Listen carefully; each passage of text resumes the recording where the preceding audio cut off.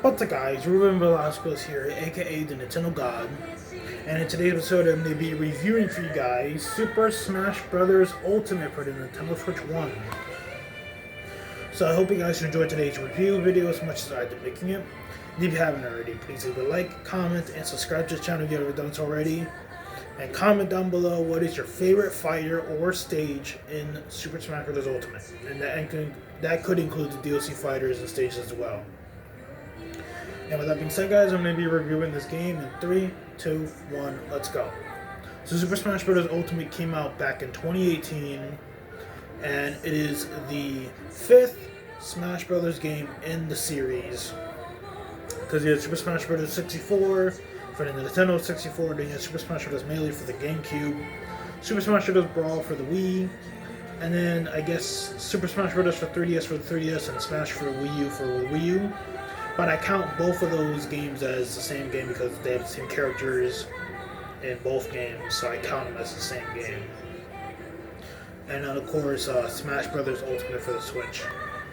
So this, as the name implies, is the ultimate Smash Bros. Game because it includes every single fighter from the entire franchise and adds a ton of new ones, like King K. Rool, Ridley, Isabelle from Animal Crossing, Ken from Street Fighter, and just a lot more. The stages are about 100, over 100 stages in this game, and about over like 800 music tracks. So this game, like the name implies, is the ultimate Smash game out there. So, what do I think about this game? 10 out of 10. Absolute cinema, absolute peak. Smash Bros. Game, and that's saying a lot because my favorite Smash Bros. Game before this game was Super Smash Bros. Brawl on the Wii. But there is an adventure mode to this game called World of Light, and I guess I'll explain some of that right now. So basically, World of Light is the adventure mode for this game. It takes place with all the fighters on this like mountaintop or cliff or something, basically ready to fight this demon or deity called Galeem, who is the basically Lord of Light, and they fail, except Kirby. He survives, but everyone else dies, except Kirby. And of course, it's up to Kirby to rescue the fighters and basically stop Galeem's terror on the world. It's a very short story, but it's still a story nonetheless. There's some new collectibles in this game because in every Smash Bros. Game before this one, there's always been this thing called trophies. In Smash Bros. Brawl, there were stickers and trophies, but trophies were like the big collectible in Brawl. So, but in Ultimate, they get rid of the trophies, they get rid of the stickers, and in Ultimate, the main collectible that you collect in this game is something called spirits. Now, spirits are characters or other things that lost their spirit and have become spirits. And they're basically like any character or anything from any video game or whatever. Could be Rayman, Shantae, other bosses and side characters from franchises that you might know of. They're basically all spirits in this game. And that leads to a lot of references to other franchises. So, like, they did a lot more with this than they did with the other Smash games, to be honest. Now, a lot of the game modes that returned from the other Smash Bros. Games returned in this game. Not Target Smash. Tourney, Special Smash, and of course, All-Star Mode, Classic Mode. Stage Builder returns from Smash for Wii U, so that's a big one. Of course, the Adventure Mode, World of Light, that's technically a return to form because Smash Bros. Have always seemed to have an Adventure Mode from starting in Melee and then Brawl. So Smash Bros. Has always seemed to have an Adventure Mode. Brawl was the one that took it to grand to new heights, and of course Ultimate kind of made it good as well. But But I have to say, Subspace Emissary and Brawl was the peaker adventure mode in Smash. I'd have to say the balancing, since there's over like 80 fighters in this game, there's pretty good balancing for each fighter. Like Nintendo and Masahiro Sakurai did a really good job with this game's balancing with the characters, the items, stages, and the final smashes, which that also returns from Smash 4 as well. Now each character has their own unique,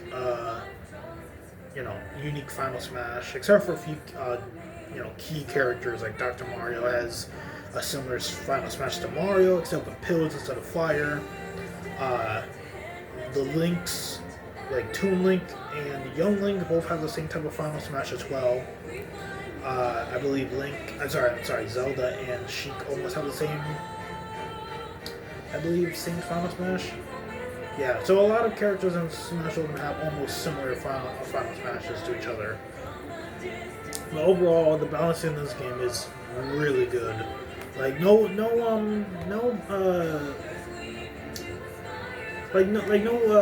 bad things to say about balancing, except for like if you're a Donkey Kong player going up against a DLC character, then yeah, there's kind of balancing issues with that. Everyone always takes a dog on Donkey Kong because there's a DLC fighter who's going up against like Midman or Terry or Sephiroth or Sora. That just always seems to be the big meme with Smash Ultimate. But other than that, this game is a total 10 out of 10. I highly recommend it for anybody who's a big fighting game fan, and of course Smash Bros. Enthusiasts like me, and just wants this game for their collection or to play with friends or family. But yeah, there's really nothing of note to add. Because other than the World of Light adventure mode, there's really not much else story-wise to this game, because it is a fighting game through and through, so not really much to add a complex story like there was in Brawl, so. But yeah, I guess I could talk about the online. The online is good. I've been finding matches even to this day, even though it's been like 8 years since the game came out. So I'm still finding plenty of matches against people nowadays in 2026. So if you really want to get Smash Ultimate to play just the online, then you can do that in 2026 because people are still playing Smash Ultimate because there's not a new Smash game yet, even though Switch 2 has been out for over a year now. And there hasn't been a new Smash game since Ultimate, so, kind of wish that Nintendo and Masahiro Sakurai would just make a new Smash game by now, but they haven't yet, so. I mean, it's been rumored already by some people that a new Smash game is coming to Switch 2, like it's Ultimate Definitive Edition or something. But I don't believe that. I feel like if Sakurai is really going to make a new Smash game, he probably might as well make a new Smash game instead of a port. Because there's so many more characters from video games that Sakurai can add to Smash, like Master Chief, Crash Bandicoot, Spyro the Dragon, Waluigi is a big one, Bandana Waddle Dee, Doom Guy, Kratos, there's a lot of video game characters Sakurai can add to Smash. So for him to just make a Smash Ultimate, like, Deluxe Edition, I don't buy that. There's always been a new Smash game for every console. And for Sakurai to just make a port of Smash Ultimate for the Switch 2, I don't believe that. It's gonna happen. That's just my take. You guys can say what you will about that take, but it's just my take, it's my opinion, and I'm gonna stick to it. But with that being said, guys, I'm gonna be ending up today's review of Smash Ultimate. So, hope you guys enjoyed today's review of Super Smash Bros. Ultimate for the Switch 1, as much as I've been making it.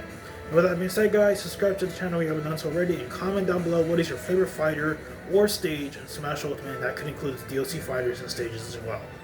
With that being said, guys, this is Ruben Velasquez, aka the Nintendo God, signing out. Peace. Bye, guys. Oh, and my next review will be on Pokemon Legends Arceus for the Switch, so stay tuned for that review when that comes out this Thursday. With that being said, guys, peace.